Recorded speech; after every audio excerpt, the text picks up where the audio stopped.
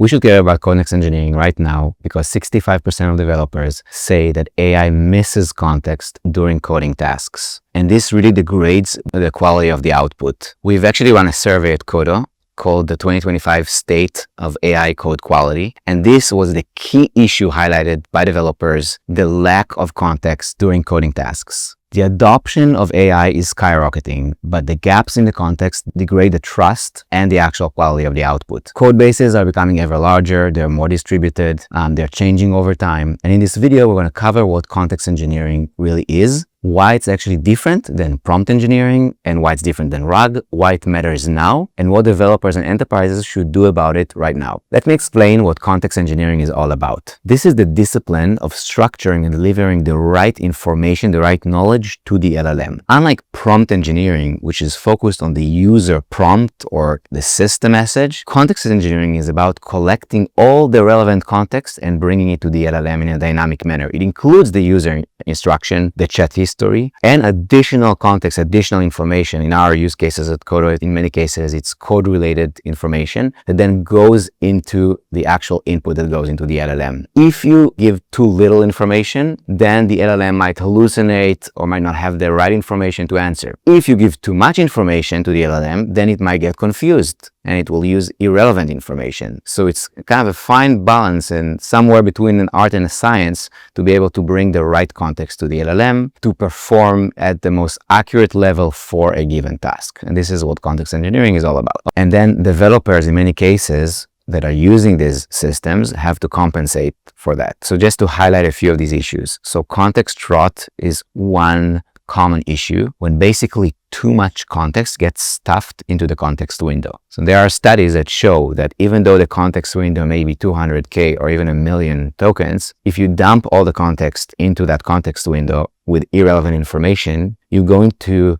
confuse the LLM. And this will cause incorrect outputs, obviously slower responses as well. To compensate for that, I think in many cases, developers try to kind of manually compose the context themselves. So basically take a coding agent, for example, and just feed it like with the right snippets that they think are relevant for the problem. The issue with that is that they may miss important information. And then also this is essentially a productivity drain. You end up spending more time preparing the prompt and feeding the context versus actually coding. And it slows down the entire process essentially. Okay, well, what does good context engineering look like in practice? In practice, really good context engineering is invisible to the user. The user doesn't even notice that it's happening behind the scene. The system knows for a given task to retrieve the right information to produce a high quality output. And that's invisible to the user. The user feels like the system, this AI agent, knows the environment and knows the user specifically. Okay, so then there are different techniques that you can use to kind of get to this high quality output or this magical experience. One of them is to use a concept we call sleep time compute. It's basically an automated curation concept where you index the environment and you use compute at nighttime to index the environment, to pre-process the code base, to create readmes, for example,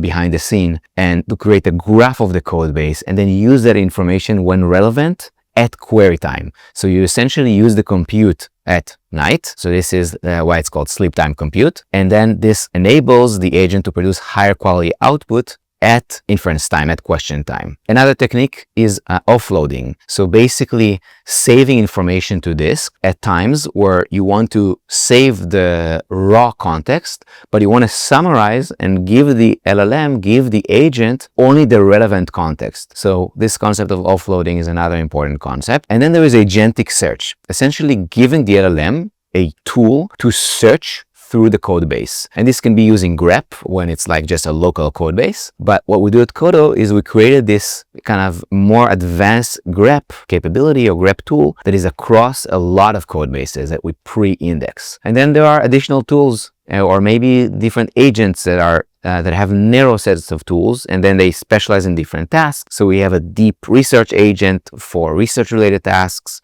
We have a planning agent. We may have a code review agent that is focused specifically on finding issues in code and narrowing down the task and narrowing down what the agent needs to do and the tools that it needs to interact with also improves the output. So that's also part of context engineering. So at Qodo, we created Qodo Aware. This is our context engine. It's an agentic context engine that is meant to specifically solve these problems of context engineering with relation to coding related use cases. It automates this hard work and hard problem of collecting, cleaning, structuring the right context, giving a coding task, okay? It uses a variety of tools, separate tools that it has at its disposal. One of them is a graph representation of the code base. So this is where, as I mentioned earlier, we use the concept of sleep time compute to index the code base, to parse through the code base, to create essentially a readmes of different repos. And then we connect a graph representation of the code base. And the agent can use this graph to traverse the graph through the different edges and the different nodes and gather the right information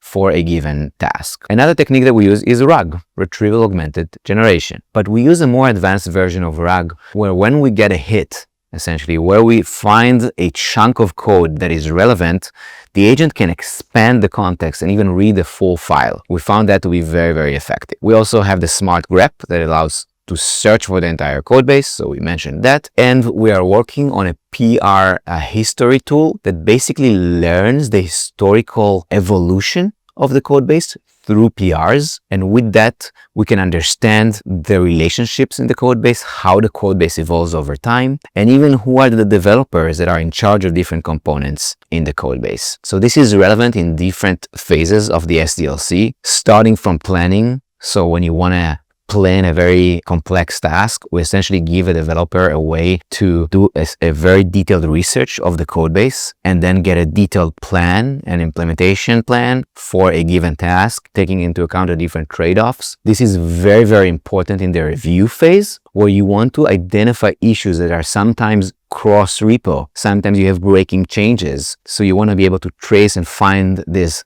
subtle bugs, find them in an automated manner. And it's also very important when we talk about code base and organizational standards. So you want to identify the standards for a given code base and also for the organization as a whole, and then be able to enforce that. And to do that, you need to understand the code base very, very deeply. And this is another area that Qodo Aware is very much focused on. The net impact of all of this is that we essentially provide a higher quality output for a given review task or a given planning task, less hallucinations, and we essentially free developers to focus on building instead of focusing on the context collection process. When I think of the future of context engineering, I envision a future where developers don't need to think about it, where it just works. And the system that they're interacting with knows, given a specific task, to bring in the relevant context. And it knows the environment and it knows the developers. And it's essentially a magical experience. I don't think we're quite there yet today. And I think at Qodo, we're investing a lot in that area, in building that system, in building this context layer, this memory layer, so that the experience becomes magical. Whenever you evaluate a third-party tool, or building an in-house agent, make context a priority. Make sure that you have the right process in place to bring in the relevant information and that you have the right framework to actually test this out at scale and benchmark these different systems so you make sure that this is done right.